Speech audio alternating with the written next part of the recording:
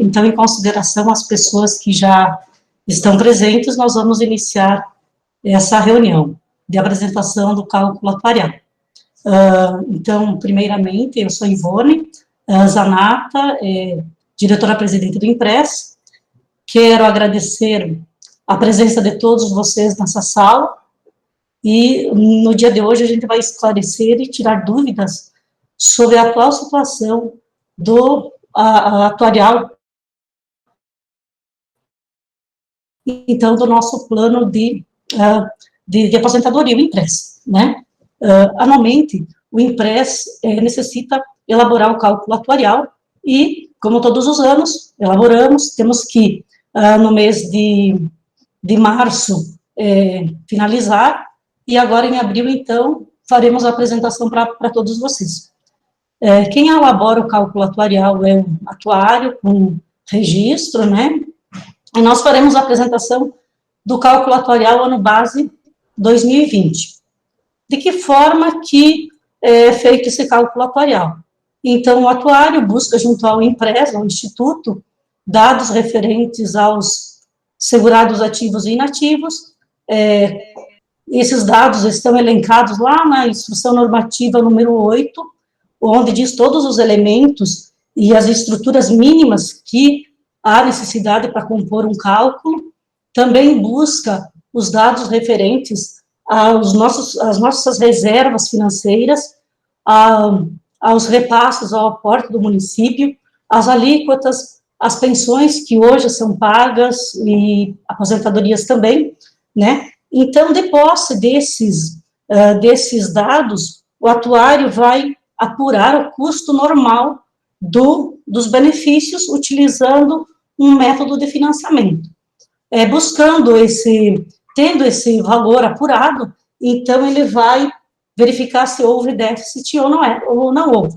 No caso de Joaçaba, né, como todos sabem, nós temos déficit, e se vocês puderam observar, já está lá no site do Impress, o cálculo atuarial, para todos verificarem. Lá, o atuário, então, ele descreveu as principais causas do déficit e também expôs cenários de possibilidades de equacionamento desse déficit, né? A finalidade, então, do cálculo é buscar o valor necessário para cumprir os compromissos futuros do Instituto, ou seja, pagar as aposentadorias e as pensões que nós temos hoje e as futuras também, né? Nesse ano, exclusivamente, os cálculos atuariais, eles precisaram de algumas, como é que eu vou dizer, tiveram que ser adequados conforme a portaria 464, né? Então, a Lumen já trabalhou no nosso cálculo no ano passado, já fez algumas adequações, e neste ano, então, fez todas as adequações necessárias para o porte e o perfil do nosso cálculo. Quem fará a apresentação, então, vai ser o atuário Guilherme Walter, que depois poderá se apresentar. Na sequência, o prefeito fará suas considerações, e também teremos, então, um espaço para tirar dúvidas, né? Agora eu vou passar a palavra para a Rúbia, que ela vai explicar como vai ser a dinâmica, então, desse momento. E que tenhamos uma tarde proveitosa. Boa tarde a todos. Então, boa tarde a todos. Eu sou a Rúbia, sou conselheira do Impress, vou estar auxiliando aqui na organização da sala. Peço que todos mantenham o seu microfone fechado, desligado, para a apresentação do Guilherme. Posteriormente, nós teremos espaço para questionamentos, para as perguntas, então, quem quiser, já deixando no chat, durante a apresentação, as suas dúvidas, quando o Guilherme finalizar, a gente vai ter espaço para estar expondo o que cada um colocar no chat. E se alguém desejar falar, usar esse espaço para falar, pode estar solicitando também no chat, para que a gente chame lá em ordem de quem solicitou, para estar fazendo uso do espaço no final da apresentação também. Então, que todos aproveitem esse momento, para que a gente preste atenção no que o Guilherme tem para nos passar, e que a gente possa tirar as dúvidas, né, que é o momento que a gente tem para isso. Então, Desejo a todos uma boa reunião. Pode ficar à vontade, Guilherme.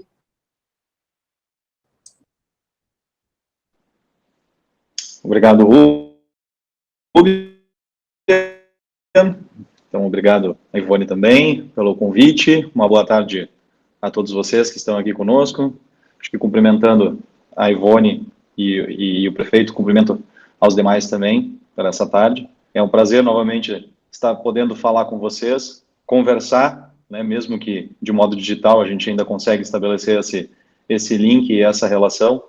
Mais uma vez, para falarmos, para tratarmos, né, sobre a questão previdenciária aí do município de Joaçaba, a qual já acompanhamos há alguns anos, né, já estamos juntos aí ao Impresa e ao município de Joaçaba há um bom tempo, acompanhando essa evolução previdenciária, essa evolução dos valores, né, do equilíbrio financeiro e atuarial, das dificuldades, das partes boas, de acompanhamento de legislação, e que vocês todos muito bem sabem, né, nesses últimos 2, 3 anos a gente teve uma enxurrada de adequações aí para fazer tanto vocês aí do lado, né, do Impresa, do município, como nós atuários aqui do lado de cá também, com um órgão de fiscalização que parece que percebeu ou está percebendo cada vez mais essa relevância dos RPPS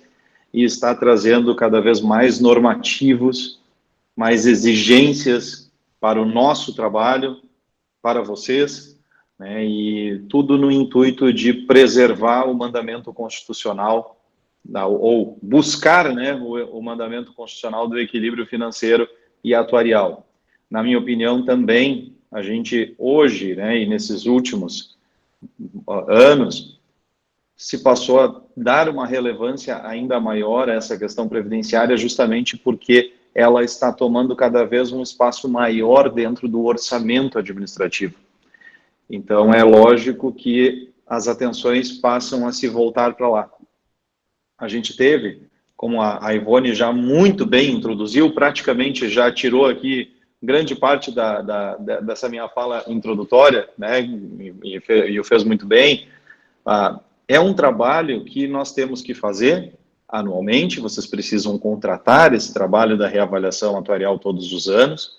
Vocês, Impresa, vocês, município de Joaçaba, têm um compromisso para com os seus órgãos de fiscalização de entregar números, de entregar os resultados de cada fechamento do exercício.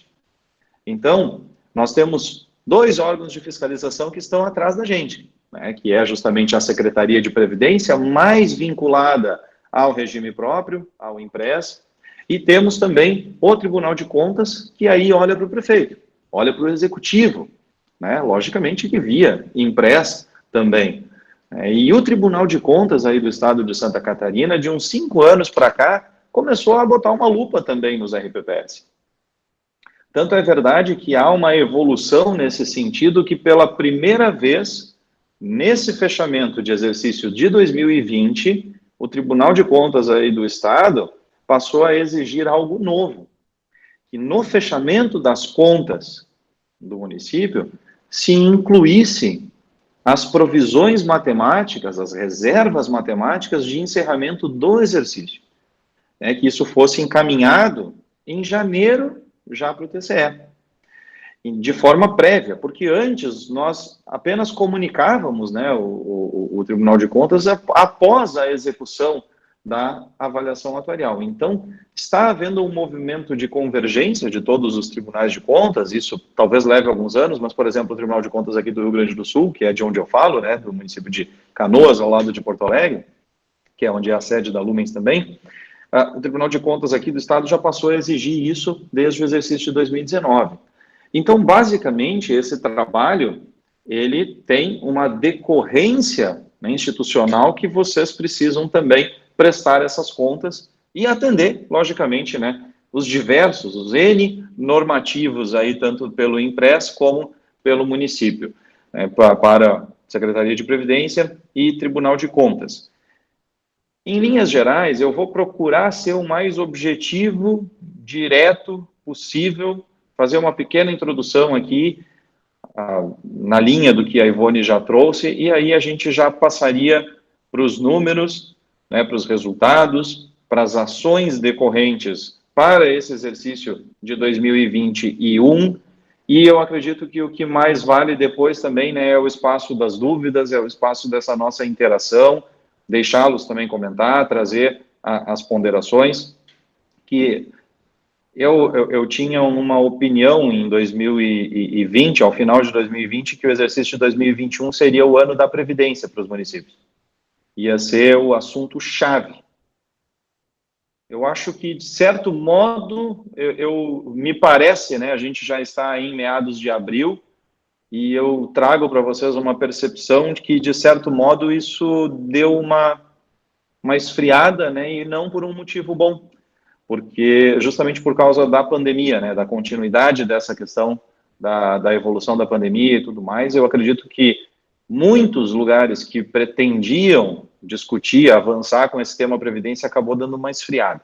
Mas eu ainda vejo, sim, movimentos de Previdência, eu ainda acho que vamos ter, essa é a bola da vez, no sentido de debate, no sentido de discussão, e já encaminhando para o fim, né, dessa introdução, eu recordo a todos, ou eventualmente também, né, faço saber a quem não desconhece, talvez, essa informação, que nós temos um fato, né, relativamente muito novo e inédito em relação a toda essa história previdenciária do país, que foi a emenda constitucional 103 de 2019, a conhecida reforma da Previdência.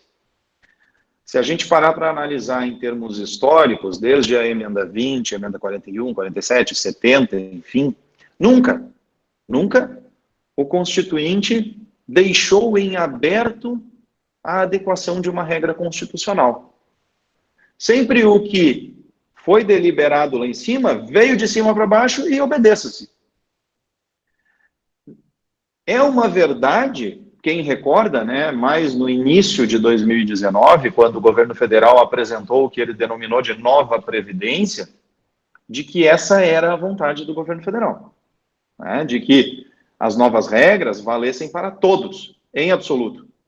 Regime geral, servidores federais, estaduais e municipais. Não foi essa a vontade da Câmara. Quando bateu lá na Câmara dos Deputados, retirou-se estados e municípios, e o fator novidade veio onde? O texto da emenda 103 se adaptou, deixando a adequação como uma faculdade para cada um dos mais de 2.100 entes federativos que possuem regime próprio. Então, questões como alterações de regra de aposentadoria, alterações de regras de pensão, alterações na base contributiva, elevação ou adequação de alíquotas, trouxe também a questão da adequação da possibilidade de alíquotas progressivas. Vejam que tudo isso num mundo da possibilidade, num mundo do estudo, num mundo onde a gente, né, tem, querendo ou não, o atuário aí como profissional que, de certo modo, vai liderar essa parte dos impactos, dar números, né, a cada ação pretendida e facultada pelo Constituinte.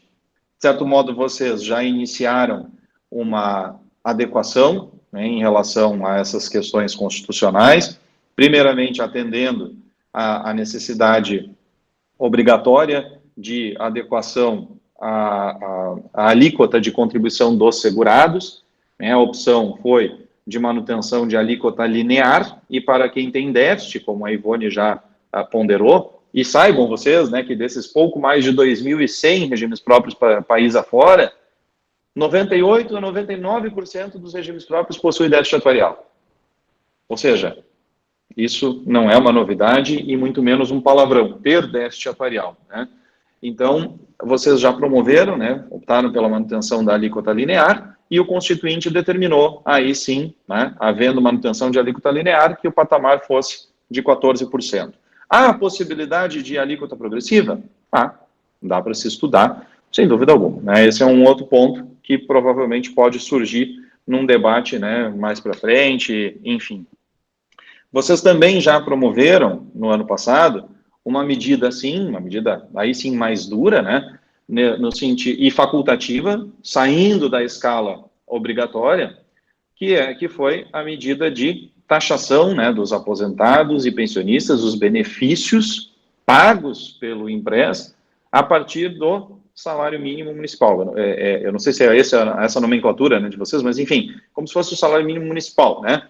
Então, desse piso do município, então, de 1.100 e poucos reais. Então, a partir deste valor, lembrando, né, que a contribuição previa a sua incidência a partir do teto, isso foi reduzido, né, a partir de valores de um piso salarial do município. Isso traz consigo, né, um impacto atuarial. Eu costumo usar muito a expressão potência atuarial para todas essas medidas facultativas. Vejam que até a emenda 103 nós não tínhamos praticamente muitas alternativas que não fosse mexer no custeio previdenciário patronal, ou ir até 14% para o segurado. Nós basicamente tínhamos isso. Hoje, a emenda 103, da forma como ela restou, ela nos deixa um arsenal, né, do que fazer em relação ao déficit. Obviamente que o contraponto disso tudo é que a gente ou vai mexer numa expectativa de direito dos servidores, ou nós vamos acabar mexendo no bolso dos segurados e dos servidores. Então, é lógico que a potência atuarial, que é um lado positivo para o atingimento do equilíbrio atuarial, precisa, né, ser dosada, ser sopesada aí com o lado social também. Eu acredito que, feita essa introdução, a gente já possa caminhar aqui para a questão dos números, para a questão dos resultados, né? Eu vou procurar ser o mais breve e direto possível. E eu, antes de puxar aqui na tela o relatório, eu reforço aquilo que a Ivone já muito bem trouxe. Por que vocês contratam uma avaliação atuarial? Ah, porque é obrigatório, Guilherme, tu já falou. Sim. Mas quais são as perguntas que vocês querem fazer?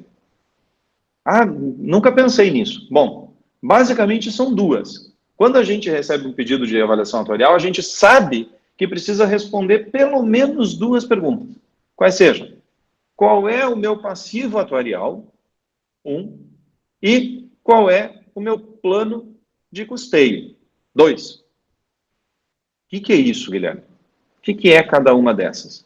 Basicamente, o passivo atuarial é o compromisso do plano. É o quanto que eu, plano de previdência, precisaria ter guardado e que foi apurado, né, baseado num banco de dados cadastrais dos ativos, aposentados, pensionistas, exonerados, etc. E com bases em hipóteses, em premissas atuariais, na legislação local, na legislação maior, né, que, como a Ivone disse, né, a questão da adequação da portaria, de instrução normativa, nós, atuários, se submetemos também à obediência normativa da Secretaria de Previdência. Então, esse é o primeiro objetivo. Quanto que eu precisaria ter guardado, que a gente denomina de reserva ou provisão matemática, ou o passivo atuarial, também conhecido. Tá? Essa é a primeira pergunta, e significa isso. A segunda é, qual é o meu plano de custeio? E o que significa plano de custeio? Nada mais, nada menos do que as alíquotas, os aportes que são necessários para a busca, para o atingimento do equilíbrio atuarial. Então, nós temos a alíquota do patrão, a alíquota patronal, a alíquota do ente federativo, do executivo, temos a alíquota dos segurados e temos também um plano que a gente chama de amortização ou de equacionamento do déficit atuarial. Havendo déficit atuarial, a gente pode, ou melhor, a gente deve promover um plano de amortização, que daí sim pode ser por meio de alíquotas patronais, ou pode ser por meio, como é o caso de vocês, da opção de vocês já há anos, por meio de aportes periódicos, aportes mensais. Ainda haveria uma terceira hipótese, né, havendo que é aceita pela Secretaria de Previdência, que é justamente a conhecida e polêmica segregação de massas.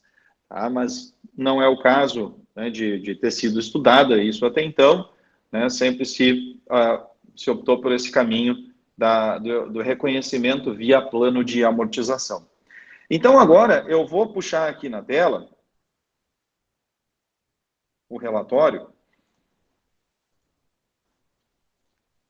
Vocês, só por gentileza, me façam algum sinalzinho aqui de que apareceu, só para eu ver se apareceu alguma coisa na tela para vocês. A Ivone está dizendo que sim, mais alguém? Só sinaliza para mim, por favor. Mais um. Na sala do prefeito também? Legal, então tá. Bom, então, feitas essas considerações iniciais, eu acredito que a gente possa, né, já partir para essa questão aqui do... peraí que eu acho que... Só um pouquinho, por gentileza. Uma janela aqui. Deixa eu ver.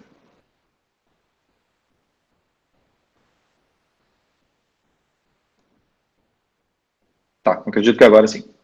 Legal. Então, feitas essas considerações, vamos lá. Eu vou tentar trazer para vocês uma lógica direta, coerente, no sentido de facilitar o entendimento de vocês em relação aos requisitos mínimos, para fazer uma leitura dos resultados atuariais. E aí depois a gente entra, depois dos resultados na questão das alternativas de plano de amortização, de equacionamento, conversa mais um pouquinho e aí eu abro para a nossa interação, para as nossas conversas, dúvidas, enfim, tá? Então, vamos lá. A gente inicia por algo que já é, de certo modo, conhecido por vocês, que é justamente o plano de amortização vigente, cuja última lei aprovada é a Lei 403 de 2019. Essa lei, ela justamente prevê a sequência de pagamentos de aportes periódicos, no caso mensais, que visam o equacionamento desse déficit atuarial apurado e reavaliado todos os anos. Tá? Então, no caso, essa norma, ela é de 2019 e ela prevê o seguinte, uma sequência de aportes, de pagamentos, aqui estão anuais, mas eles são mensalizados, né? Nessa ordem aqui. Então, de 5.300.000 para 2021, de 5.400.000 para 2022. Aqui em 2023, vejam o que ocorre. Nós temos um salto bastante considerável. Se a gente parar para analisar, não é o dobro, mas é mais do que metade do que aquilo, né, que se paga hoje e no ano seguinte, né, 2022. Explico já de antemão para vocês o que aconteceu aqui. Esse plano de amortização, ele foi estruturado logo depois que saiu a portaria 464. E já pegamos, né, para si a lógica que ela trouxe. A Secretaria de Previdência, ela, por meio desse normativo, dentre todas as intenções dela, uma delas, e talvez uma das principais, era tentar trazer uma uniformização e uma, mais importante, regra para a determinação desses planos de amortização. Por que tu está falando regra e dando ênfase nisso, Guilherme? Porque até então não havia uma regra no estabelecimento desses planos de amortização. Podia se pagar um pouquinho agora, um pouquinho depois, um pouquinho no ano seguinte e um monte lá daqui a 5, 10, 15 anos. Né, jogar para frente essa questão.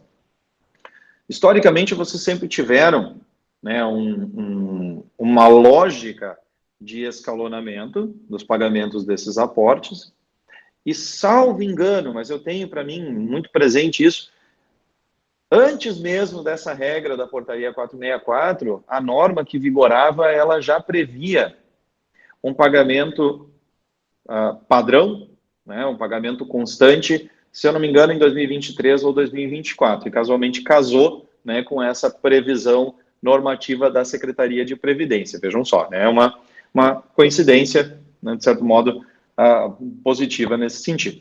Então, o que ocorre? Qual é a regra que a Secretaria de Previdência impôs, né, para os atuários apresentarem os planos de amortização de déficit atuarial para os RPPS e executivos? Que a partir do exercício de 2023, o pagamento previsto mínimo teria que ser equivalente ou maior, né, maior do que os juros desse déficit atuarial. Então, a gente, na lógica de aportes, a gente busca um aporte já constante a partir de 2023, e foi isso que foi aprovado, né, lá em 2019. No ano passado, a Secretaria de Previdência, ela cedeu um pouco e ela jogou para frente essa necessidade para o exercício de 2024. Então, a partir de 2024 é que se faz necessária prever, né, um pagamento que supere os juros do déficit atuarial. Tá? Isso tudo vamos ver na sequência. Então, o que ocorre? Essa lei 403 de 2019, ela prevê uma sequência de aportes que vai até o exercício de 2043, sendo que esses 9 milhões e 200 eles iniciariam em 2023 e iriam até o exercício de 2043. O que acontece? Chega o prefeito para o Impresa e diz: eu não quero mais pagar esse aporte, vamos quitar isso. Para a gente quitar isso, nós precisamos adiantar todas essas prestações.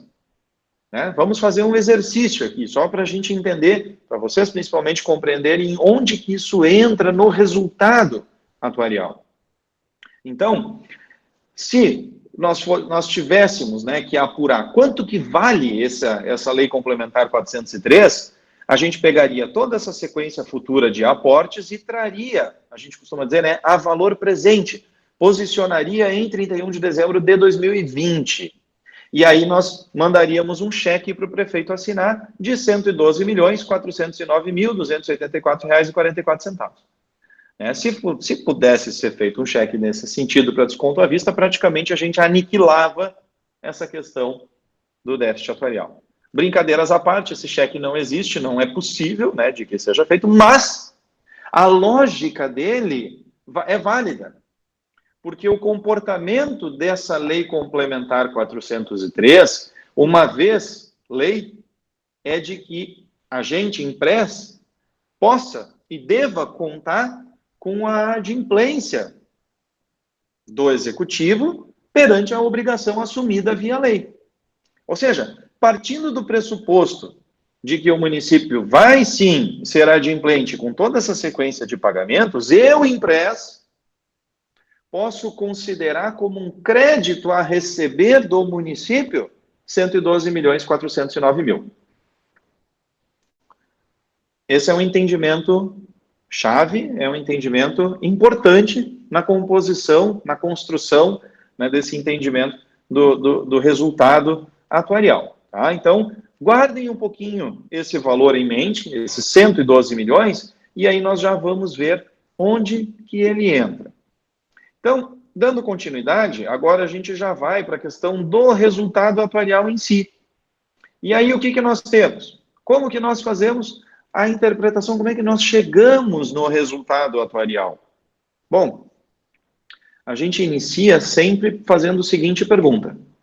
RPPS, quanto que você tem de recursos no fechamento do exercício? Grana, dinheiro, fundos, aplicações, investimentos?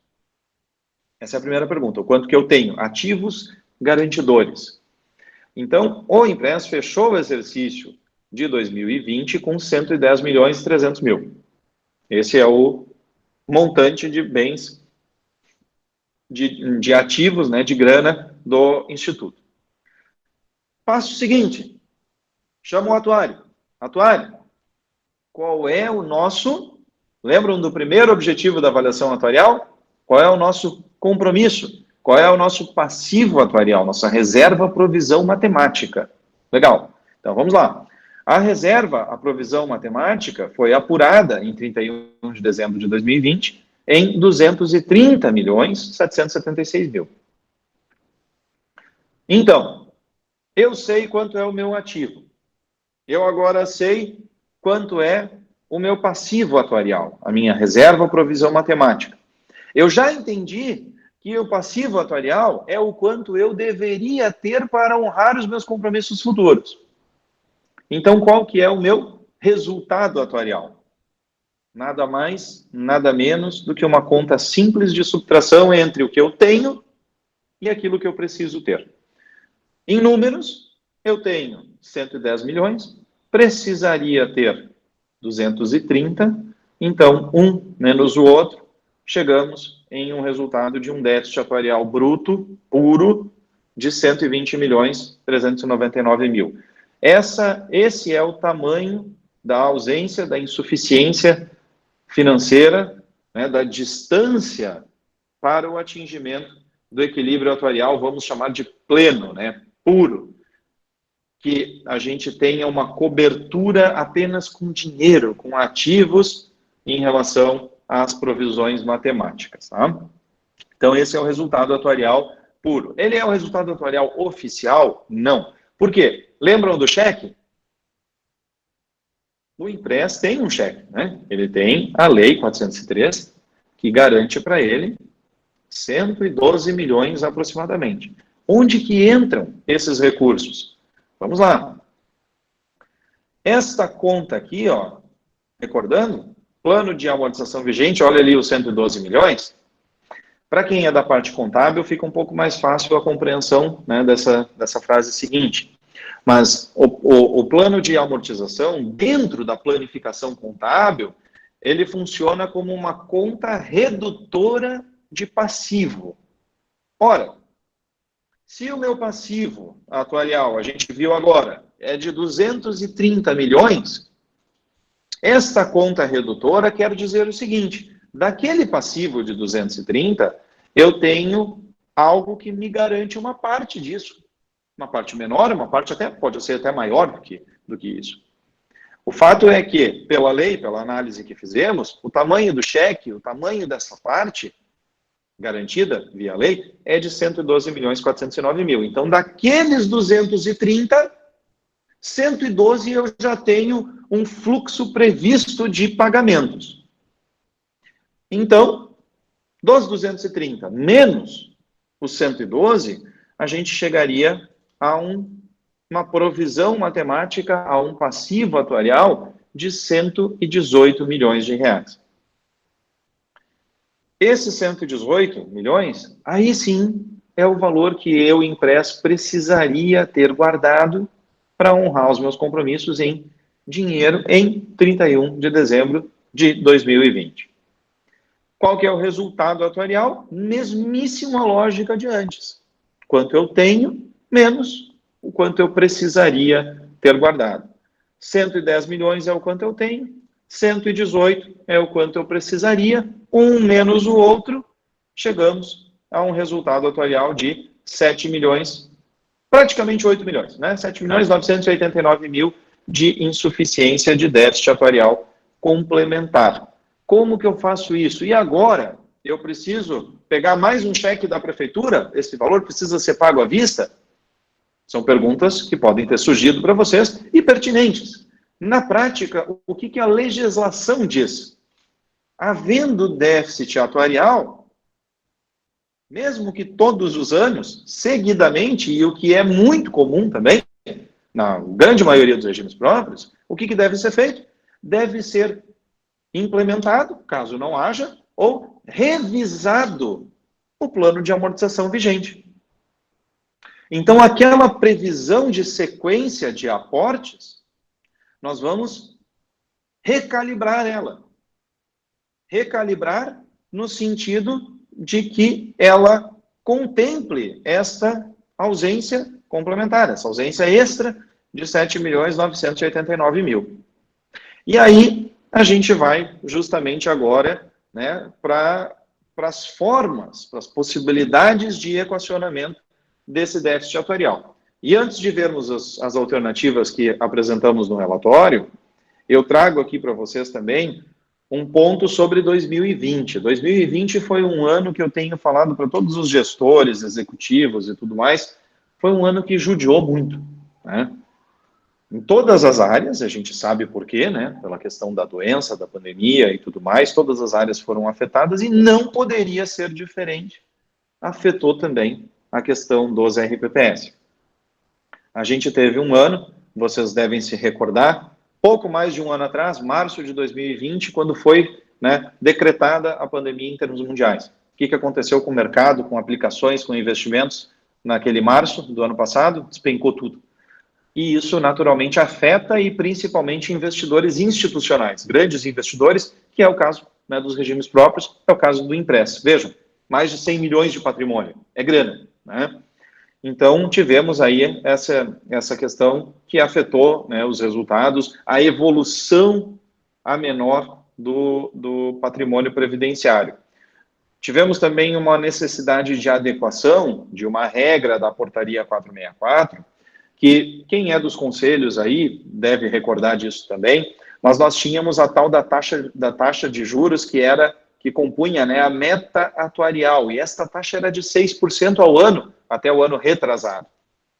Todos os anos agora nós precisamos adequar essa taxa e ela é uma taxa que cai, porque ela está atrelada a títulos públicos. E o que aconteceu com os títulos públicos nos últimos anos? Caíram também. O que a Secretaria de Previdência quis dizer com esta medida? Ora, vocês investidores institucionais, regimes próprios, que majoritariamente aplicam, em sua maioria, em títulos públicos, se os títulos públicos estão caindo, nós vamos estabelecer um parâmetro vinculado aos títulos públicos, e esse parâmetro vocês vão ter que utilizar no cálculo atuarial. O 6% real virou história para contar, pelo menos por agora. Se vai voltar, a gente não sabe. Mas pelo menos por agora não tem mais, né, essa perspectiva de 6% ao ano. Então vejam que no ano passado nós tivemos uma taxa de juros na casa de 5,87% e para esse ano já na ordem de 5,40% e quiçá no ano que vem, na avaliação atuarial 2022, fechamento 21, eu ousaria dizer aí em algo próximo a 5%. Uma vez que a gente reduz a taxa de juros atuariais, o nosso passivo ele tem um impacto negativo, ele tem um aumento. Tentando traduzir para vocês de forma de o que acontece na prática, ora, se eu, plano de previdência, passo a admitir que eu vou ter menos fonte de receita do mercado financeiro, eu vou precisar de mais fonte de receita da minha segunda fonte de receita, que é qual? A contribuição, o repasse. Então, o meu déficit, ele acaba aumentando, né? Então, esse é um dos grandes motivos que, para esse 2021, as notícias dos RPPS, em geral, modo geral, né, na parte atuarial, não são positivas, tá? Então, feitas essas considerações, vamos à análise desses planos de amortização, das alternativas que são trazidas, que são possíveis pela norma, né, e que estão calcadas, né, aí na portaria 464, nas suas instruções normativas, e aí a gente analisa como é que ficaria essa sequência. Eu mantive a lógica para todas essas alternativas construídas, né, aí para o município de Joaçaba, para o executivo, para o Impress, eu mantive a lógica de pagamento por aportes, tá? Então, vamos lá. São 4 alternativas que eu vou dividir em 2 grupos de duas. As 2 primeiras, elas tratam justamente desse déficit que vocês estão vendo aqui, ó, de 120 milhões. Tá? Então, vamos lá. Essa primeira, ela mantém o prazo da Lei 403. Vejam, nós vamos até o conhecido 2043. E aqui nós temos uma necessidade, portanto, vejam, a gente não altera nessa lógica os pagamentos de parcelas de 2021, de 2022, nem de 2023, está aqui aqueles 9.210.000, e recordam que eu trouxe para vocês da lógica de manter uma parcela constante a partir da exigência da Secretaria de Previdência, e que essa exigência tinha ganhado um ano para frente, 2024, então a tradução disso está aqui. A partir de 2024, nós teríamos uma necessidade de um pagamento anual na ordem de 9.988.000, o que daria, né, uma prestação mensal que hoje gira em torno de 440 mil para 830 num espaço de médio prazo, né, daqui a 3 anos. Preciso ficar restrito a esta alternativa, Guilherme? Não. A Secretaria de Previdência, ela abriu uma possibilidade antiga, que era a contagem de 35 anos para esse prazo. Então, 35 anos para frente, nós iríamos até 2055. Ora, se eu ganho 12 anos a mais para pagar, o que acontece com os valores das minhas prestações? Se eu tenho mais tempo, eu posso pagar menos, né, durante o período. Então, vamos lá, vamos analisar essa segunda alternativa. Então, aqui os mesmos 120 milhões, a parcela de 5.300.000, a mesma parcela de 5.400.000, e vejam que aqui, em 2023, nós já temos uma redução possível para um pagamento anual de 8 milhões e de uma parcela mensal na ordem de 672 mil. Isso iria até o exercício de 2055. Primeiro grupo de duas alternativas. Vamos lá. Segundo grupo de duas alternativas, ele é um pouquinho diferente, ele tem uma lógica diversa. E é uma lógica que traz uma permissão, uma novidade da Secretaria de Previdência, que tem 3 letras. LDA. Essa daqui, ó. Limite de déficit atuarial. Que raios é isso? Né?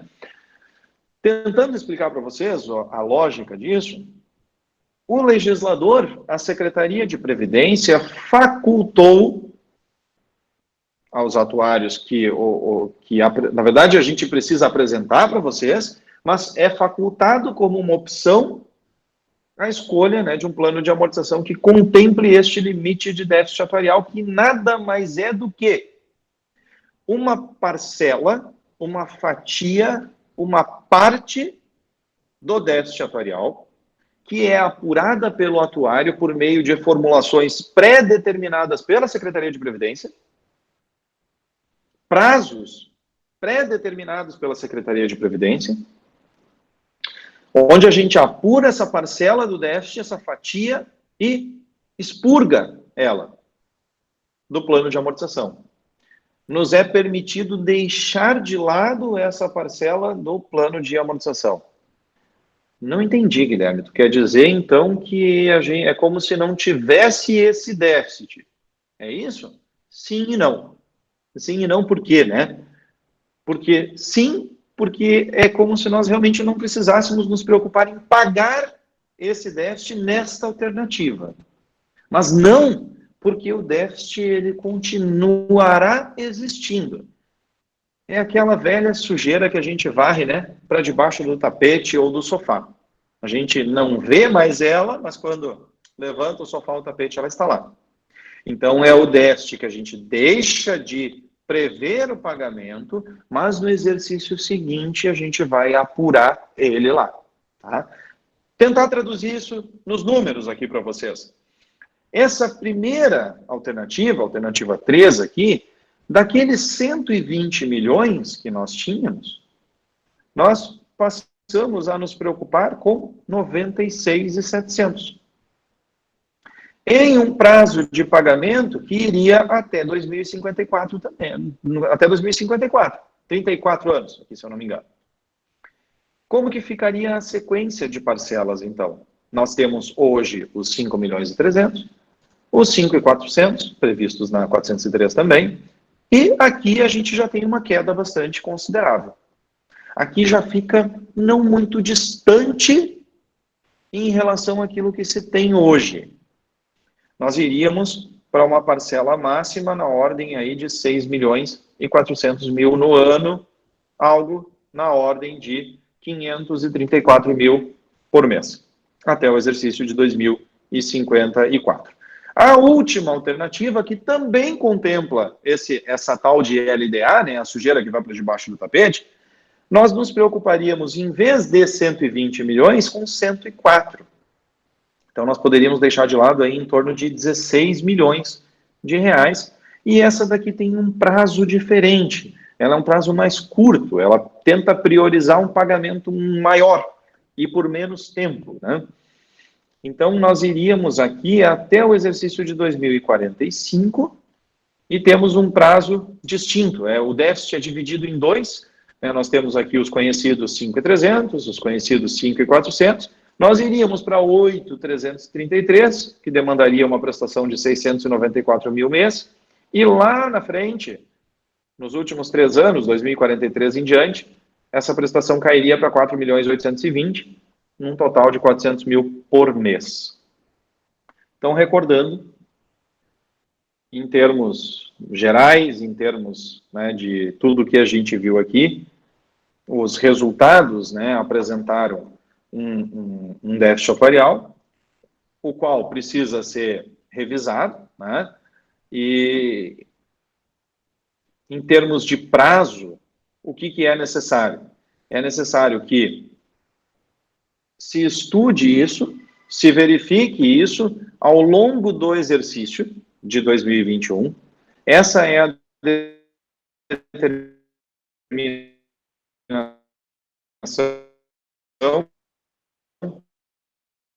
funcionamento ao longo do exercício via norma, com uma aprovação em 2021 para início de vigência máximo a contar de 1º de janeiro de 2022. Essa seria uma obrigação.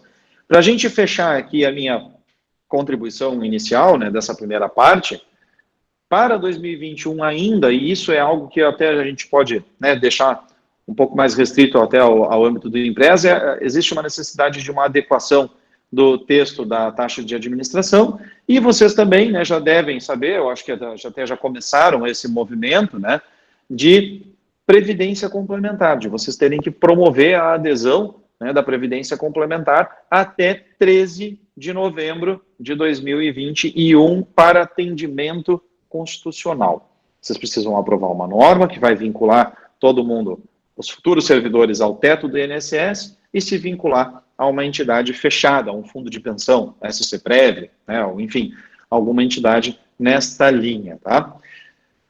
Então, eu acho que nessa primeira parte, né, indo naquela linha de procurar ser o mais objetivo, direto possível nessa linha de resultados, eu encerro por aqui e fico à disposição para as nossas conversas, debates e dúvidas também.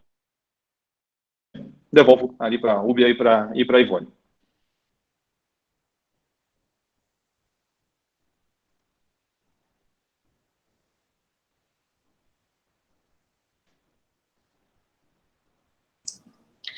Antes de passar para o prefeito fazer suas considerações, nós gostaríamos de agradecer a presença dos vereadores, do seu prefeito também, né, que está nos acompanhando, dos vereadores, dos demais colegas que estão acompanhando a apresentação. Então, o seu Dioclésio pode ficar à vontade para fazer uso da palavra.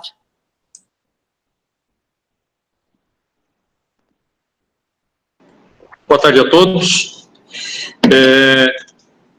Eu acho que a gente tem que deixar mais uma coisa, uma questão bastante clara aqui no meio também, para que o pessoal consiga acompanhar isso, Guilherme, em relação ao que nós temos, todos esses cálculos que eu estava vendo das duas planilhas, todos eles são baseados em juros reais de 6% ao ano. Certo? Pelo menos 5,40 agora, né, prefeito? A gente já teve uma adequaçãozinha. Baixou um pouco. Baixou um pouco, perfeito. E se isso não se realizar, esse valor cada vez vai aumentando mais, esse déficit cada vez vai aumentando mais. Uhum. Você sabe que a gente tem algumas dificuldades no meio disso tudo. Eu entendi lá atrás, quando você falou, a questão do passivo. Eu acho que nós temos que ter um entendimento bastante grande em relação a isso, e eu não sei se você concorda comigo, mas a aposentadoria de cada um, o benefício depois da parada, digamos assim, depois da aposentadoria, é toda a poupança que você fez durante o ano, que seria a tua parte do passivo, certo? Quer dizer, seria o recolhimento teu, como na tua folha de pagamento, vamos falar de 11 ou 14, como você quiser falar, e mais os 22. Então, isso seria a aposentadoria, a poupança durante o tempo que você trabalha, você faz essa poupança para você receber baseado de uma expectativa de vida lá na frente. O que eu entendo de algumas coisas que a gente tem que levar em considerações aqui nesse momento? Antigamente, se começava muito mais cedo a trabalhar. A expectativa de vida das pessoas também era muito menor. Vamos dizer assim, se a gente voltar aí a 30, 40 anos atrás, aí, a expectativa de vida estava lá, eu não sei o ano certo, mas imagino que 65, 68 anos, não sei se chegava a isso. Quer dizer, a expectativa de vida após a aposentadoria era bastante curta. Isso subiu bastante hoje. Hoje nós estamos lá em 78, 80 anos. Então, por isso que eu acho que há essa necessidade de adequação também dessa sobrevida, que se contribua um pouco mais, para que também faltem um poucos anos lá na frente, né? Porque hoje, vamos dizer assim, tem muita gente que se aposenta contribuiu 30 anos, mas vai receber, vamos falar assim, 30 anos a mais. Mas ele se aposenta pelo último, ele não vai se aposentar, então não vai ter suporte para isso, para ele se aposentar lá na frente. Nessas questões, eu gostaria que, se fosse possível, dentro desses cálculos, que você pudesse nos clarear alguma coisa para que a gente pudesse ter um entendimento também de como é que funcionaria isso. Uhum. Bom, eu vou recuperar um pouco da fala da Ivone, né, lá na introdução, que ela trouxe a questão de que o cálculo atuarial todo ele é embasado em dados cadastrais, né, e premissas, hipóteses. Né? Então, o senhor acabou de comentar uma hipótese que é de extrema relevância e de maior impacto no resultado, que é a taxa de juros. Essa taxa de juros era de 6% ao ano, acima da inflação, sim, até o ano retrasado. Ano passado, 5,87, se eu não me engano, esse ano, 5,42. Ousaria chutar aqui que a próxima taxa de juros a ser determinada pela Secretaria de Previdência, como eu falei há pouco, vai beirar, pouco para mais, pouco para menos, os 5%. E isso já traz um outro impacto no cálculo atuarial. Então, o passivo ele já vai crescer. Em termos de longevidade, o que nós aplicamos hoje é um parâmetro mínimo determinado pela Secretaria de Previdência, que é o da tábua de IBGE, que todos os anos é revisado. Então, assim que eles largam a tábua do IBGE, lá por meados de novembro, dezembro de cada ano, a gente já usa essa expectativa de sobrevida, que dá essa longevidade, né, a todos os servidores ativos, aposentados, pensionistas, a probabilidade de morte também, né, em cada uma das idades, e a gente vai ajustando isso. Se nós fôssemos realmente, ao pé da letra, quem sabe fazer uma adequação dessa longevidade àquilo que a gente observa, talvez, ou muito provavelmente, nós teríamos uma necessidade de adequação desse parâmetro também. Tá? E isso implicaria no quê? Ora, eu vou tentar fazer, né, responder como é que um atuário pensa, para vocês se aproximarem, né, um pouco dessa compreensão. Se eu passo a utilizar uma premissa que prevê uma longevidade maior, o que acontece com a minha expectativa de pagamento de benefício? Ela se prolonga, né? Ela se alonga. E o que isso quer dizer? Que eu vou ter mais benefício para pagar, mais despesa e maior o meu compromisso. Maior o meu compromisso, maior é a minha reserva e o meu déficit atuarial por consequência. Então, assim, a Secretaria de Previdência também está preocupada com essa questão da adequação dessas hipóteses. E ela traz como um dos documentos novos e obrigatórios dos RPPS o que ela chamou de teste de aderência, o relatório de hipóteses atuariais. Só que isso vai ser exigido a cada 4 anos e de acordo com o perfil de risco, né, de cada RPPS. No caso de vocês, salvo engano aqui, vai ter que ser feito até o exercício de 2023, vai ter que ser apresentado isso, tá? Mas eu não sei se é nesta linha que o senhor perguntou, mas existe sim uma expectativa de majoração no curto e médio prazo dessa reserva, das provisões, do déficit atuarial, em razão de adequações de hipóteses, tá?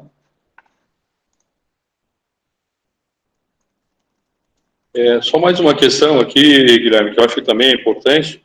Eu não sei se cabe a você ou a alguém, se existe um estudo de qual é a média de aposentadoria hoje do servidor público de Joaçaba, qual é a média de idade que ele se aposenta hoje. E também qual é a expectativa de vida hoje que está sendo calculado dentro desse plano. É que essa é uma informação que precisaria de um filtro, tá, prefeito? Porque, assim, a média de idade de aposentadoria vai contemplar, por exemplo, servidores com invalidez, né, servidores que tiveram outros motivos aí de inativação, né? Mas vou tentar fazer um filtro aqui, ó, pegando aposentadorias a partir deixa eu ver se eu consigo aqui trazer para vocês, meio que de forma imediata aqui.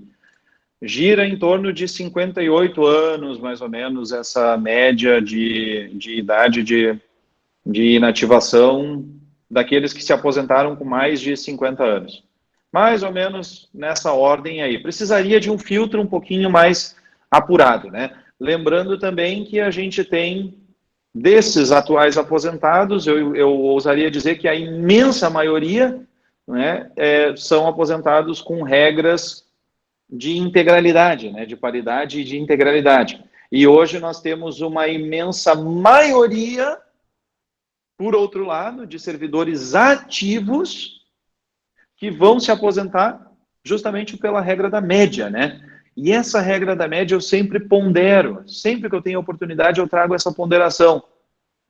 A gente desconhece o comportamento, né, do servidor nessa regra. A gente não sabe exatamente se a pessoa vai preferir esperar mais 5 anos para elevar a média ou vai se aposentar logo que cumpridos os requisitos, porque na média existe uma perda, né, nos seus proventos. Então é um comportamento que a gente ainda não tem uma estatística muito satisfatória para poder firmarmos, né, uma hipótese assim com muita razão, né, com muita certeza ou com mais certeza nesse sentido, né?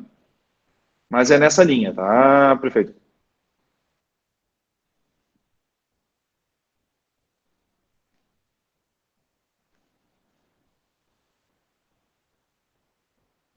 Beleza, eu tenho para mim algumas dúvidas posteriormente aí, eu não sei se mais alguém tem, mas para mim até o momento, por enquanto, tá bom. Tá legal.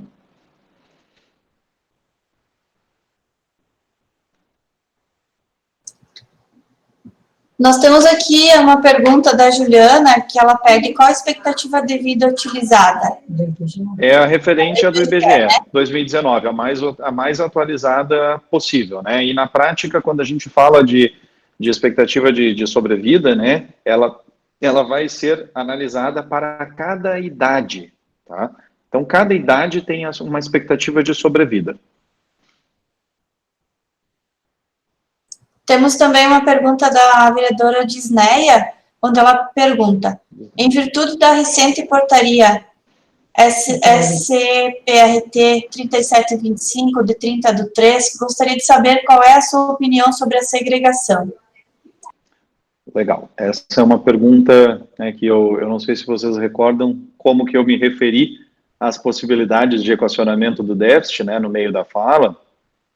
Eu disse que um déficit atuarial ele pode ser equacionado por plano de amortização, podendo ser alíquotas ou aportes, né, que é o caso aí do município de vocês, historicamente, né, por aportes, e teríamos a polêmica segregação de massas, né. Na minha opinião, a segregação de massas pode ser uma boa ferramenta, sim, de gestão desse déficit atuarial. Tá? Existe um pré-conceito muito grande em relação à segregação de massas devido ao seu passado e à sua má utilização, principalmente antes de 2013, porque não havia regra por parte da Secretaria de Previdência. Então, os atuários, né, muitas vezes, né, determinados por estudos, né, dos municípios ou por pedidos dos municípios, simplesmente pegavam tudo o que tinha no RPPS, constituído até então, jogavam para um segundo plano, que é um plano financeiro. Basicamente, a segregação de massas significa o quê? Ela permite criar um segundo plano de benefícios, e esse segundo plano de benefícios ele ficaria totalmente a cargo do executivo. Ele funcionaria com o recebimento da receita de contribuição daqueles segurados que estiverem lá. Ele tem a obrigação de pagamento dos benefícios dos aposentados e pensionistas que estiverem lá. Porém, ele não pode se socorrer do dinheiro do outro plano, que é o plano que existe hoje. Então, numa segregação de massas hoje, com a regra atual, existe uma blindagem, onde o patrimônio constituído, a grana do RPPS, precisa ficar no plano vigente, no plano que existe, plano previdenciário. Todos os servidores futuros que ingressarem no município precisam necessariamente entrar neste plano previdenciário, no plano atual. Então, é como se nós tivéssemos a oportunidade de separar o joio do trigo. A gente vai tentar achar um plano que tenha um superávit e tudo aquilo que exceder esse superávit a gente jogaria para o plano financeiro. E esse plano financeiro, o município arca a responsabilidade até o seu fim. E o seu fim quer dizer o quê? Até que o último venha a óbito. E isso, naturalmente, estamos falando de 50, 60, 70 anos, quem sabe. Então, é natural que a gente vá ter uma curva de transição. Nós vamos ter, talvez, né, aí varia de caso a caso, uma diluição desse déficit, onde talvez se exija um pouco menos do que se paga hoje, mas lá na frente a gente vai ter uma elevação dessa necessidade. Se pararmos para pensar, alguns podem estar refletindo, mas Guilherme, não é isso que tu acabou de nos apresentar? Nos planos de amortização, nas alternativas dos planos de amortização? Não é isso. Um pagamento deste tamanho agora e um pagamento maior depois? É mais ou menos isso. Então, a segregação, ela é sim uma possibilidade de uma alternativa de equacionamento do déficit atuarial. Ela tem, sim, as suas polêmicas, mas hoje ela tem uma salvaguarda técnica e necessária, incluindo uma chancela do órgão de fiscalização. Então, mesmo que a gente aprove um estudo na Câmara, esse estudo precisa ser submetido à apreciação da Secretaria de Previdência, à coordenação de atuária, e havendo alguma irregularidade, algum problema técnico, esse estudo pode voltar e o município ficar irregular no critério atuarial do CRP, até que revise a segregação feita ou faça uma nova segregação de acordo com as regras, tá? E essa portaria recente, ela traz algumas questões um pouco polêmicas e, a meu ver, que me desagradaram muito, para quem já tem uma segregação de massas, né? Que cumpridos diversos requisitos mesmo, né? Reforma da Previdência tal qual da União, reforma administrativa, uma série de questões, de que é possível mesclar, transferir um pouco dos recursos do plano previdenciário para o plano financeiro. Isso, para mim, né, eu critico veementemente essa possibilidade. Não incentivo de jeito nenhum, né, enquanto a gente puder segurar os municípios com os quais a gente trabalha em termos desse sentido, essa vai ser sempre a nossa recomendação. Mas eu acho que é sim uma possibilidade. Nós temos bons casos aí, né, de segregação de massas que funcionam, tá? Então, eu não sei se para Disneia, né, se respondi a contento, se faltou algum ponto, por gentileza, né, peça a palavra ou escreva aqui no chat que eu estou acompanhando também.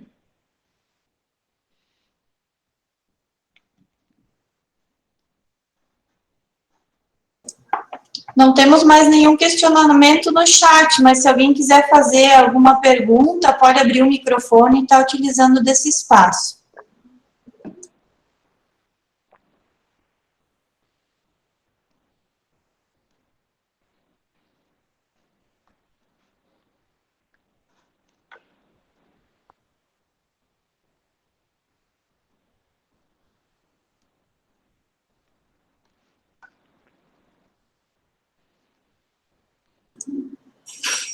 Seu tio Clésio tem mais algum questionamento?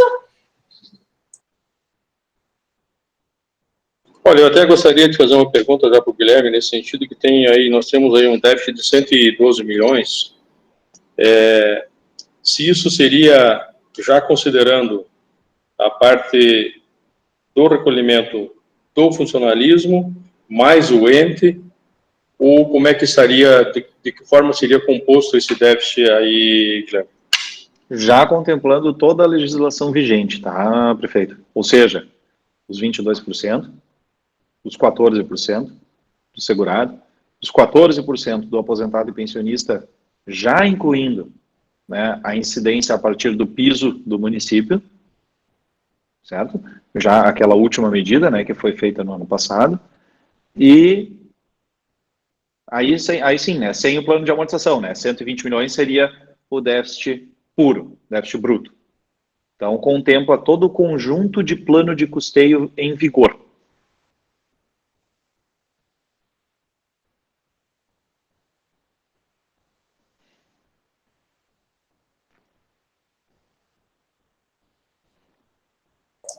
Pessoal, vamos aproveitar que esse é o momento para tirar as dúvidas. Mais alguém gostaria de pontuar? Mais alguma pergunta? Eu gostaria, Rúbia. Oi, Irene, pode ficar à vontade. Guilherme, eu queria assim, então ver contigo, nós os inativos, né, pagando 14%, você disse então que se faz necessário essa nossa contribuição no momento de 14% para os inativos? Tudo bom, Irene? Olá. Eu não saberia, eu acho que eu não poderia te dizer que ela se faz necessário. A nós aqui cabe justamente apurar o déficit atuarial de acordo com o plano, com o normativo vigente. O que eu posso te afirmar é que, ao retirar isso, nós teríamos um impacto atuarial bastante severo, tá? E essa é uma medida, não sei se vocês se recordam, né, do termo que eu utilizei, acho que mais no início da minha fala, que eu uso, né, essas medidas facultativas, elas trazem uma potência atuarial muito grande. E a taxação, a redução da imunidade dos aposentados e pensionistas, ela atua de forma dupla sobre o aspecto atuarial. Porque ao mesmo tempo que, de imediato, né, de vocês, aposentados e pensionistas, o IMPRES já passa a contar com uma receita extra de contribuição, então de imediato a gente tem isso. De imediato também a gente passa a contar com a receita futura de vocês, aposentados e pensionistas, porque a cada mês que passa, e até vocês virem a óbito, esse desconto pode ser considerado como uma receita futura. Então, esse é um lado da moeda. E o segundo lado da mesma moeda é que no cálculo atuarial a gente já pode prever esse desconto de 14% sobre o que excede o piso. Olhem só, essa é uma frase interessante. Para a fase inativa dos ativos. Ou seja, para quando todos os ativos se aposentarem, eles também vão recolher, né, sobre o que excede o piso do município. Então, no cálculo atuarial, tudo isso está contemplado. E se eu não estou enganado, o impacto disso no ano passado foi na ordem aí de, né, acho que próxima a 30, 40 milhões de reais em redução do déficit, tá, Irene? Então, assim, eu penso que não cabe a mim julgar no entendimento de que se faz necessário ou não. O que cabe a mim, sim, né, informá-los é de que esta é uma medida que traz um impacto atuarial bastante grande, né, bastante positivo, e aí percebam, né, para o IMPRES, tá? Obrigada, Guilherme. Como a Pois não. cigana me disse que eu vou viver até 100 anos, então... Olha aí, ó. Então, me aguente. Então, a gente não sabe, né? São dois lados, né? Nós temos mais benefício a pagar, mas também vamos ter mais receita de contribuição a receber também, né? É isso aí. Pois é, muito obrigada. Legal. De nada. Pois não. Só colocando uma contribuição que o Thiago, diretor financeiro do fundo, fez aqui no chat. Ele colocou o seguinte: só lembrando que no caso de Joaçaba, aplicar a alíquota progressiva não seria viável, pois a média de contribuição ficaria menor que 11%, que era a contribuição anterior. Eu não sei se o Thiago quer trazer algum ponto ou deixou para mim. Ele fez essa observação, se você quiser comentar. Thiago, pode falar. O Thiago acho que se manifestou, né? Vamos ouvi-lo então primeiro.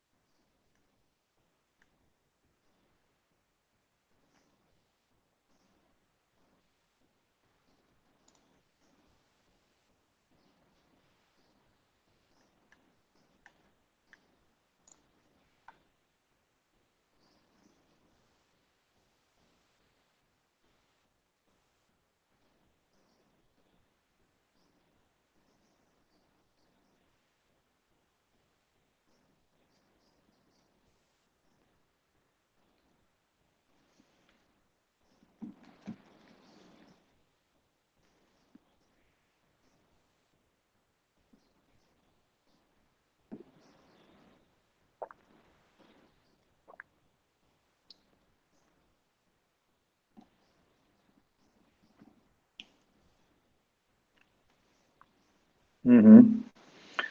Bom, voltando, né, lá para aquela minha introdução, eu comentei com vocês que eu achava que 2021 seria o ano da Previdência, né, em termos de entes públicos.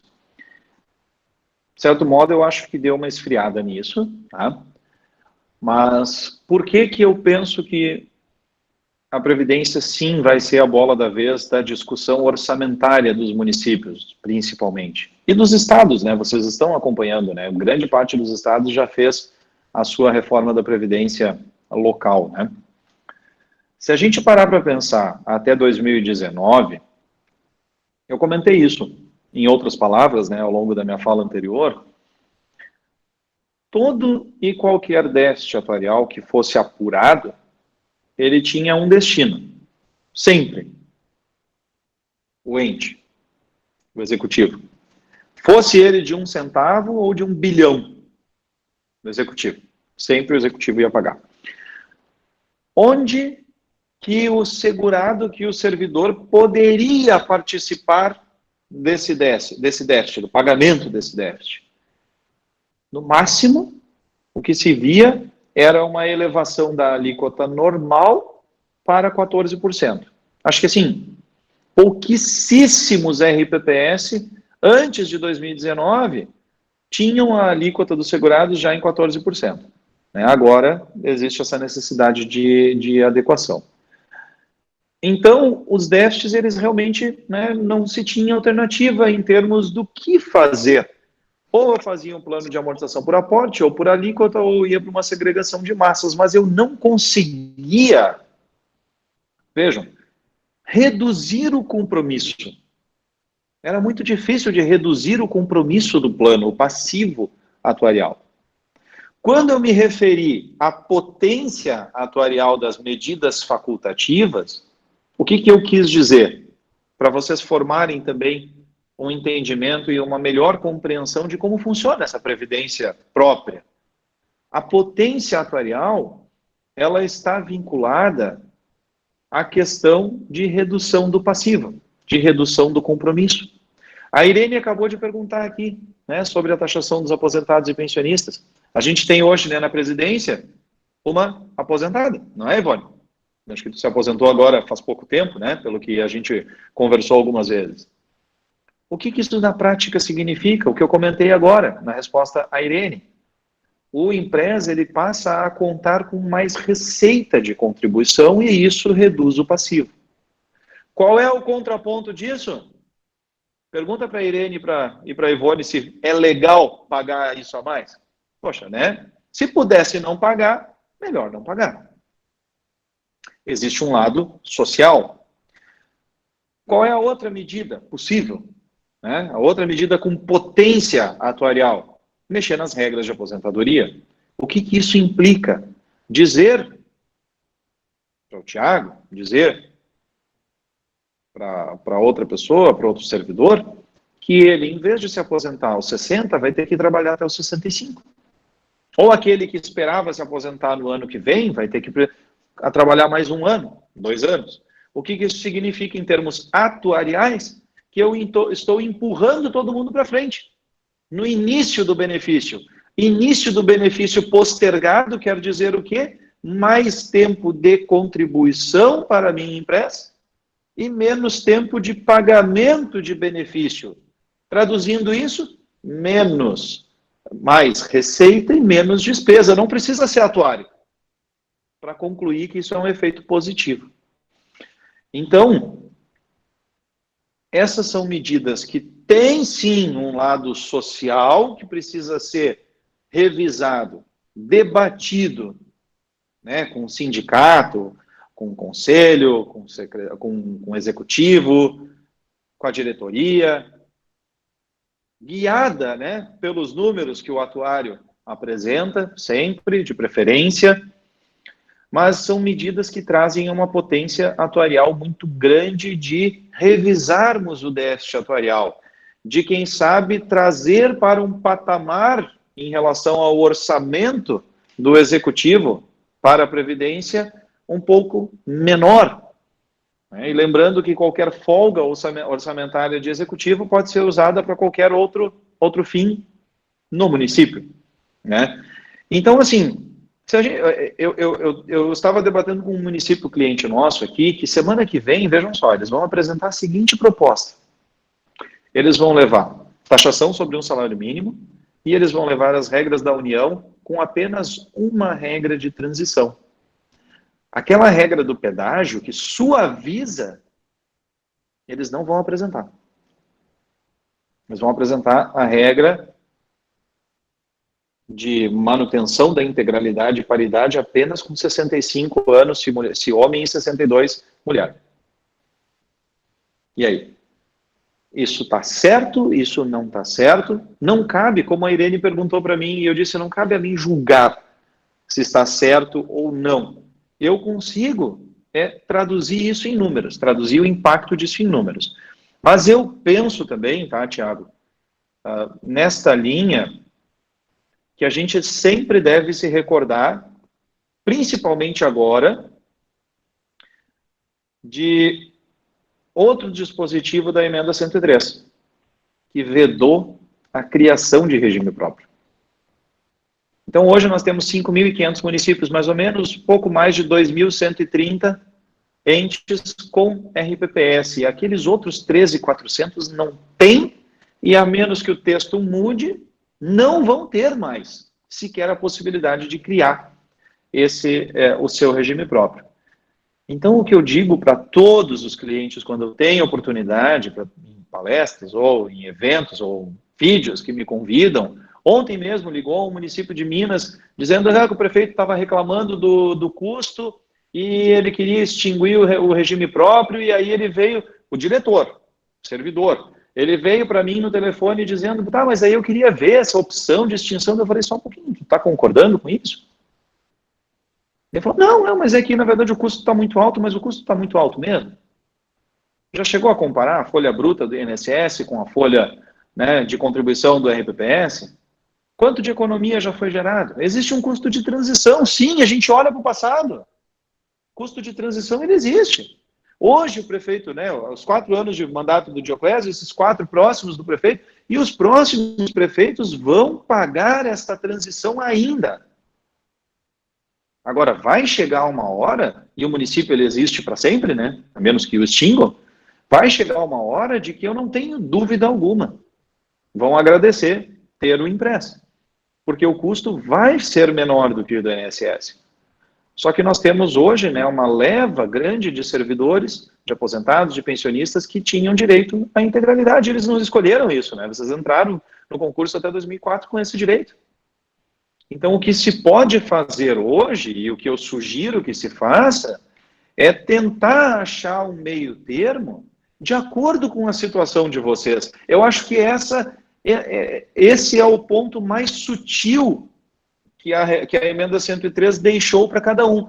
Ela botou no ombro de cada um de nós aqui, nos ombros de cada um de nós aqui, decidirmos sobre o futuro do serviço dos servidores públicos. Se vamos taxar, se não vamos, se vamos usar as regras da União, se não vamos, né? Então, eu acho que esse é um debate muito bacana e que a gente deveria ter, assim, em alto e bom tom, né? Porque a gente está influindo no orçamento do Executivo, na vida dos servidores e tudo, tá? Então, é por meio justamente, né, desses cálculos atuariais, etc., que a gente consegue dimensionar todo esse impacto, tá? Eu não sei se, Thiago, era nessa linha que a tua pergunta, né? Mas eu também trouxe aqui até uma opinião minha, né? Que eu acho que é bastante interessante o que nós temos hoje em mãos para discutir, tá?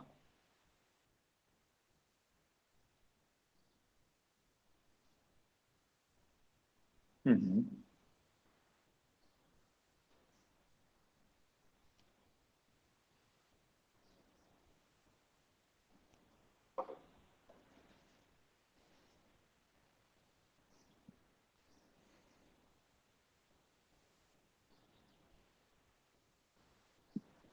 Uhum.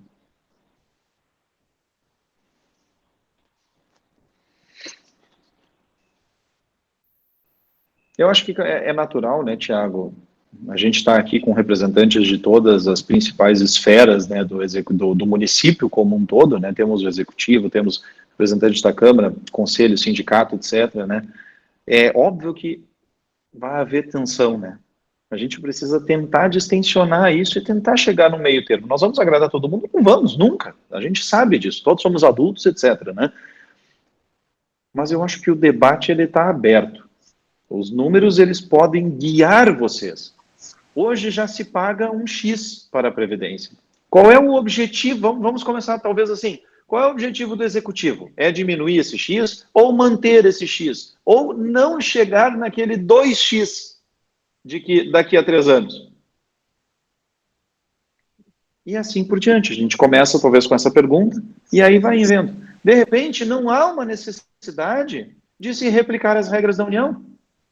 De repente, não há uma necessidade, pode se pensar em uma regra intermediária, por que não? Tudo isso precisa ser revisado e calculado, tá? Então, complementando aí a fala anterior. Eu posso fazer uma pergunta, por favor? Claro, eu não sei, só quem... É o Alceu. Depois do Alceu, eu tenho mais 2 perguntas no chat também, tá? Pode falar. Alceu. Posso falar? Meu nome é Alceu, eu sou fiscal de vigilância sanitária e eu tenho algumas dúvidas que talvez sejam esclarecidas com apenas 2 ou 3 dessas que eu faça. Então, eu vou ver se eu consigo... como eu cheguei agora, estava em outros compromissos que me atrasei, eu não sei se já foi falado isso. Mas a minha dúvida é a seguinte, o nosso regime próprio hoje, qual que é o regime financeiro do nosso regime próprio, se ele é de repartição simples ou se ele é de capitalização. Sim. E a outra pergunta seria... Acho que está falhando. É só eu não ouvi? Para a capitalização. Eu acho que o Alceu falou, Alceu, né? cortou tua pergunta, se puder repetir. Tá, a pergunta é a seguinte, a partir de que ano o nosso regime passou a ser de capitalização? Vocês tiveram aí, salvo engano, né, uma criação do RPPS, me corrijam aqui, ou me ajudem, né, mas foi na década de 90, né? Eu não me recordo exatamente por quanto tempo, mas ele foi extinto, né, o RPPS, e por um período, e depois foi recriado a partir de 2002. Então, a gente já tem, né, no ano que vem, 20 anos ininterruptos em um sistema de capitalização, tá, Alceu? Então, foi em 2002 que ele foi recriado. Recriado, perfeito. Isso, no regime de capitalização. A minha segunda pergunta seria: qual o custo passivo de transição? Aliás, custo de transição, desculpe. O custo de transição do nosso regime próprio. Ele foi considerado nesse déficit, nesse cálculo, separado o custo de transição do real déficit de contribuições? Bom, o real déficit, eu vou me aproveitar da tua fala, tá, Alceu? O real déficit é o déficit que foi apresentado. Isso. 120 milhões, tá? É o que foi apurado, né, agora, considerando as metodologias, considerando todas as bases de dados, premissas adotadas, tá? Agora, separar esse déficit daquilo que é anterior a 2002 para cá, bom, seria, objetivamente verdade, não tem, tá? Objetivamente não tem esse número. Mas a minha pergunta seria, né, qual seria a motivação para isso, uma vez que, olha só, vamos só tentar compreender, né? A regra hoje ainda, independentemente, vejam só, independentemente da adoção daquelas medidas facultativas, tá?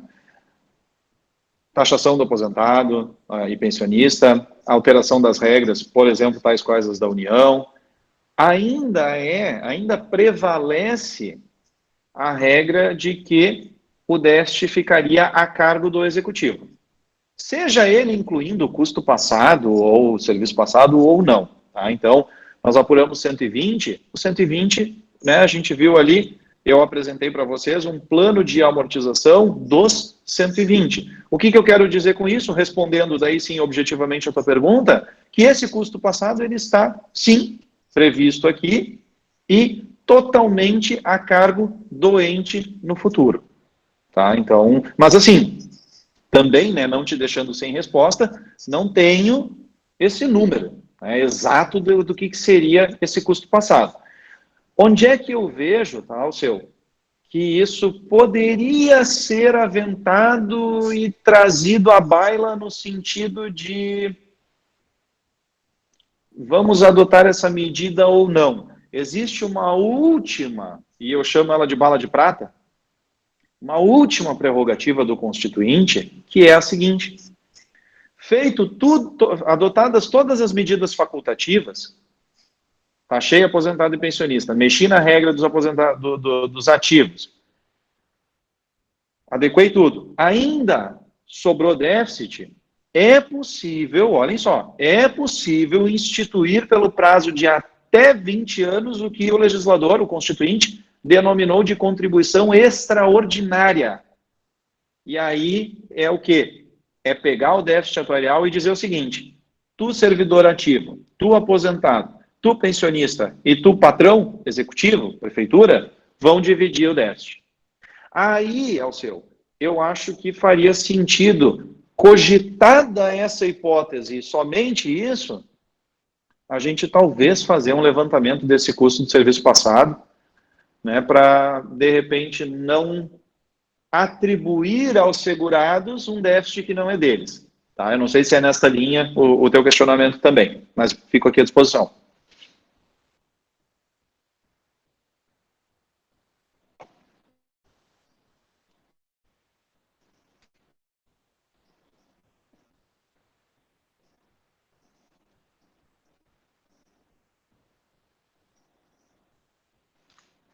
Tá, legal. Uhum. Certo, nós temos aqui no chat uma pergunta que é da presidência do CIMAI, onde ela solicita: diante do novo cenário econômico, a Previdência não movimentou nenhuma medida quanto aos percentuais da carteira de recursos dos RPPS aplicados com abertura para aplicação maior em capitais de risco? Eu não sei se até a Ivone quer trazer algum ponto, ou até o Thiago, mas assim, existe um movimento, né, de que vocês já estão fazendo aí de adesão a um programa de certificação nacional dos RPPS que se chama Progestão, né? Então, esse programa, atingidos determinados níveis, ele abre a possibilidade de que os RPPS tenham uma alçada maior e possível de aplicações em renda variável. Podendo chegar, aí me corrijam, né, Ivone e o pessoal do Impress, acho que podendo ultrapassar 40%, 45%, né, a depender se atingido o nível máximo, né, desse progestão. Mas então é nessa linha, mas eu acho que essa pergunta, né, pode ficar mais aí com vocês, se quiserem trazer alguma ação, né, própria.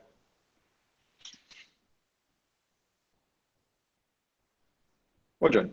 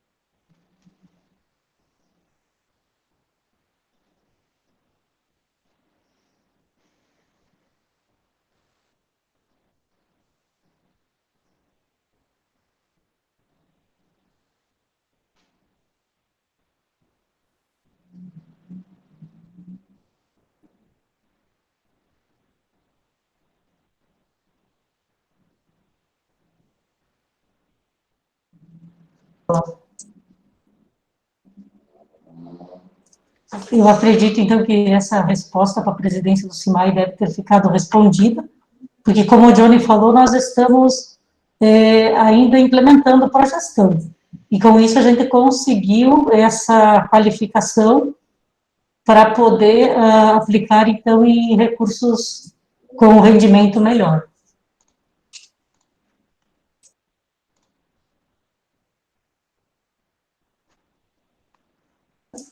Nós temos também uma outra pergunta aqui, que é dos colegas da habitação, onde eles perguntam: gostaria de saber qual estimativa foi feita para chegar nesse valor de passivo atuarial.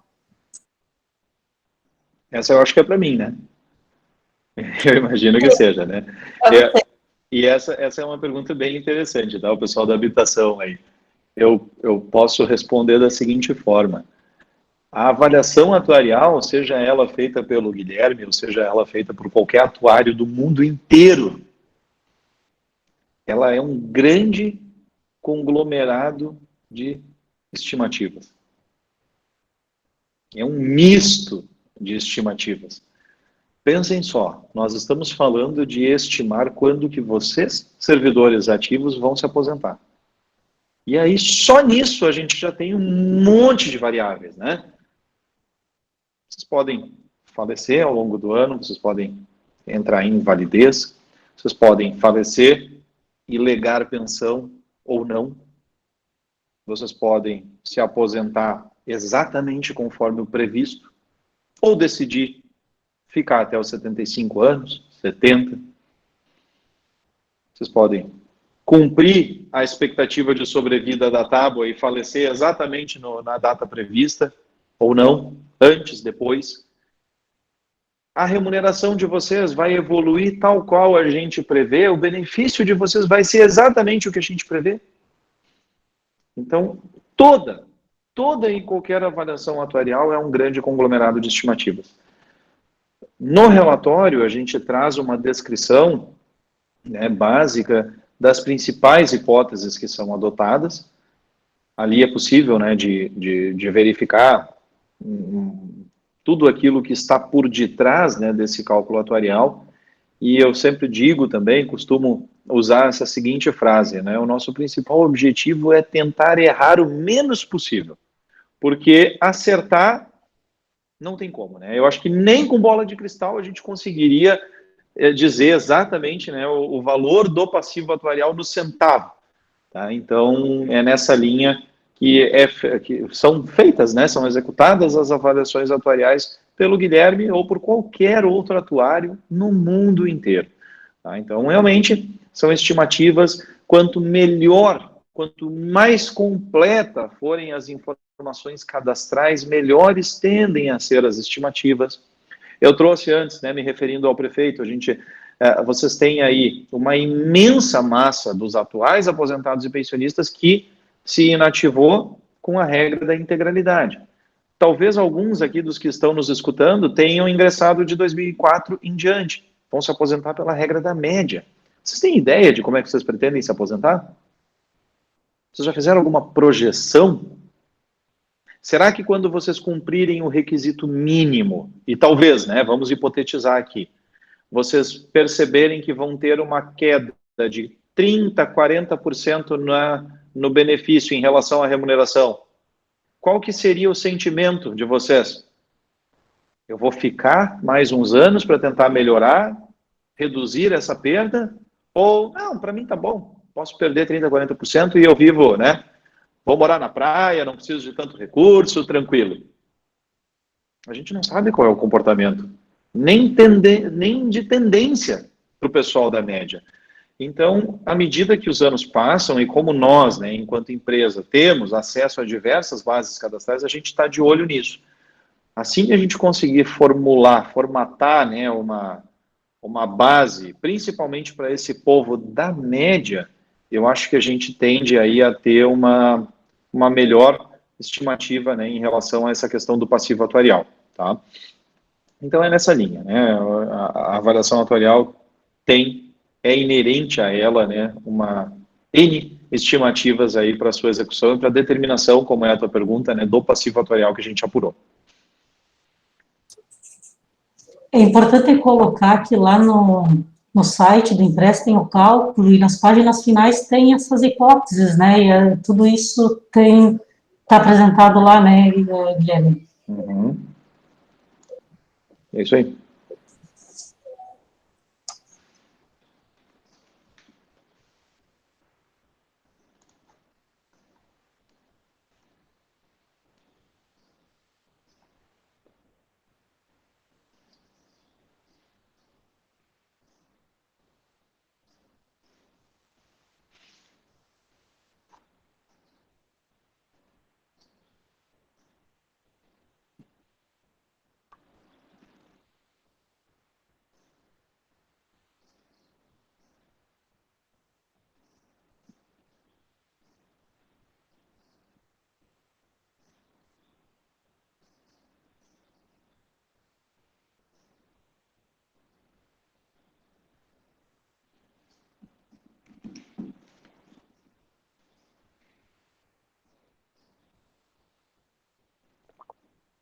Ótima ponderação, Thiago. Só faltou tu pedir para que todos se aposentem aos 75 anos, né? Aí o nosso cálculo atuarial fica bem barato, né? Mas nem a Ivone quis, né, Ivone, fazer isso, né? Contribuir pro empresa aí, né?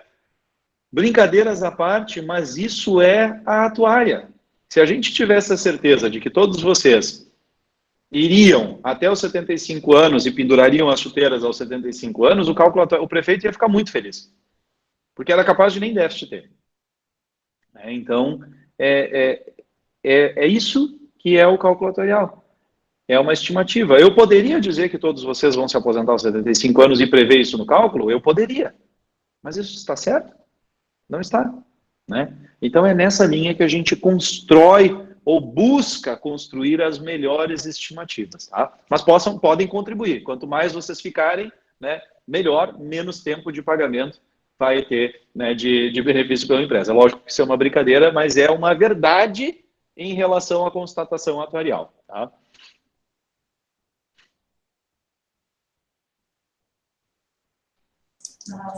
Mais alguém gostaria de se manifestar, pessoal?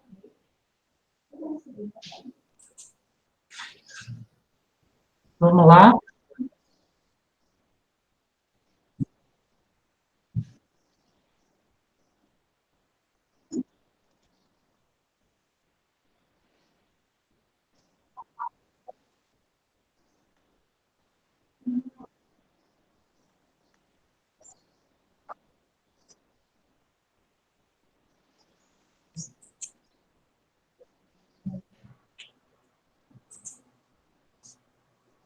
se ninguém mais tem nada para solicitar, a gente vai encerrar a reunião. Mais alguém? Então, obrigado a todos pela participação e vamos tentar equacionar o nosso déficit, né? Ou melhor, fazer o possível para que a gente... Aqui a Juliana colocou... Juliana, pode... por favor, a tua área poderia esclarecer melhor a previdência complementar? Bem lembrado, bem lembrado. Eu até acho, né, Ivone, por gentileza, me recorda, eu acho que é amanhã que vocês têm a reunião com a Karen, né? Então, olha só, vamos lá, eu não vou me furtar aqui de falar, vou basicamente dar uma pincelada para vocês, tá?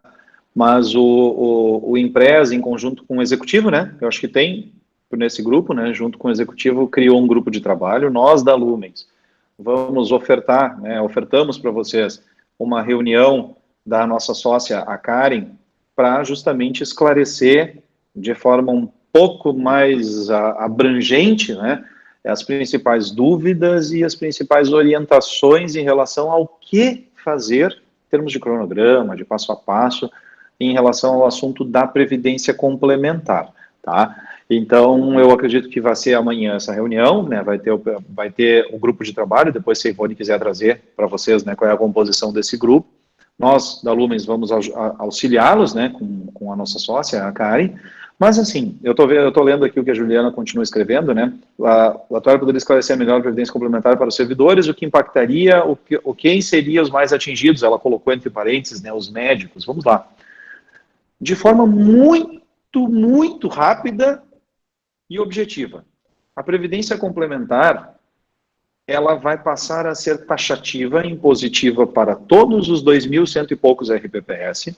E o que isso quer dizer? Quer dizer que cada um dos 2.100 e poucos RPPS precisa aprovar a sua lei, dizendo o seguinte: a partir da lei, todo e qualquer servidor público que ingresse no município vai estar obrigatoriamente vinculado ao Impres, limitado ao teto do INSS.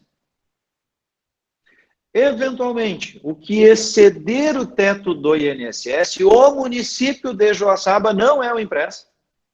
O município de Joaçaba ofertará a previdência complementar, com a qual vai se vincular com o Banco do Brasil, com Fundação Banrisul, com a SC Prev, com o Curitiba Prev, enfim.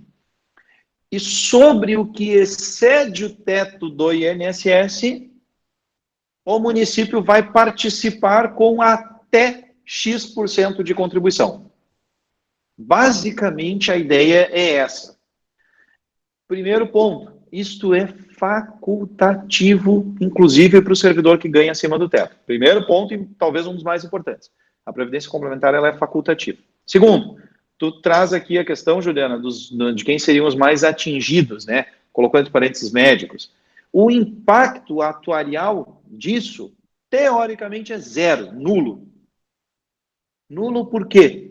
Porque para os atuais servidores, provavelmente vai ser oferecida uma possibilidade de migrar, de se limitar ao teto do INSS junto ao Impres, e o que exceder o teto, ir para a entidade de previdência.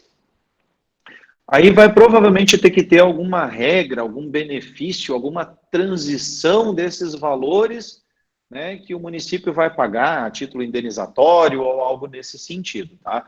Então, assim, resumidamente, ninguém seria afetado, a menos que opte em sair do Impres naquela parcela que excede o teto e vá para a previdência complementar. Esclareci, Juliana? Ajudei? Ficou algum ponto? Tentei ser o mais resumido possível, né? Mas abrangendo as principais dúvidas e dores que eu costumo ouvir, né, dos gestores, dos servidores. Não sei se a Ivone quer só trazer, né, a composição desse grupo, como é que vocês estão tratando isso, né, da reunião amanhã, enfim. O Roberto ainda está presente na sala? Se o Roberto estiver, é porque ele está sendo responsável pela administração, né?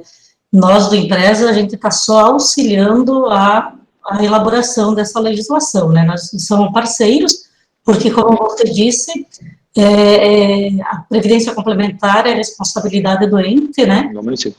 E que até o limite máximo do RPPS, as pessoas vão estar ligadas ao Impress e depois elas podem optar, né?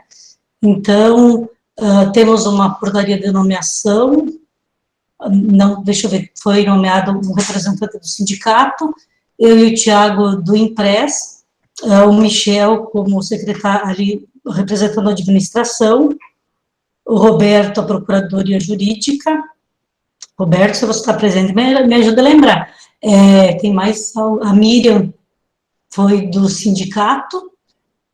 Se tiver mais alguém agora nesse momento, eu não lembro, mas enfim, amanhã a gente estará, então, sentado para a nossa primeira reunião, para estar formulando, então, a lei e começando a conversar com os servidores sobre isso, né? Tanto que nós colocamos nas nossas reuniões setoriais que nós vamos estar falando sobre a Previdência Complementar, só para deixar, assim, o servidor consciente que vai acontecer isso, mas que hoje não impacta nada para quem é efetivo, né? É só para quem vai entrar, isso, o efetivo que quiser, né? Migrar, vai ter as regras para fazer essa migração também. O Matos é indicado pelo CIMAI, estão colocando ali, só isso. E aí tem a Câmara de Vereadores também, né? Tem um de cada setor. Acho que seria isso. Então, se as perguntas, acho que finalizaram, Rúbia, né? Agradecemos, então, a participação de todos, acredito que todos tenham sanado suas dúvidas. Guilherme, obrigado pela explanação. Obrigado também pelo convite, a gente permanece à disposição, estamos auxiliando aí vocês, né, e o município ao longo desse ano. Contem conosco, né, eu acho que esse debate de reforma da Previdência é um debate muito amplo, é um debate muito bacana de ser feito, mas desde que, né, lembrem daquela questão das distensões, né, cada um vai puxar um pouquinho para o seu lado e se a gente conseguir tentar chegar em um meio termo, eu acredito que seja o melhor caminho. Usem e abusem do atuário, né, para apurar os números, os impactos, os resultados, e a gente simplesmente vai traduzir, né, as vontades, os desejos, as criatividades de vocês em números, tá? Desejo que todos fiquem bem, né, nesse momento difícil também. Espero, não sei se esse ano, né, mas quem sabe no ano que vem, poder voltar a fazer as nossas reuniões presenciais aí no município, tá? Então, um abraço a todos, até mais. Um abraço, até mais. Obrigada pela presença de todos.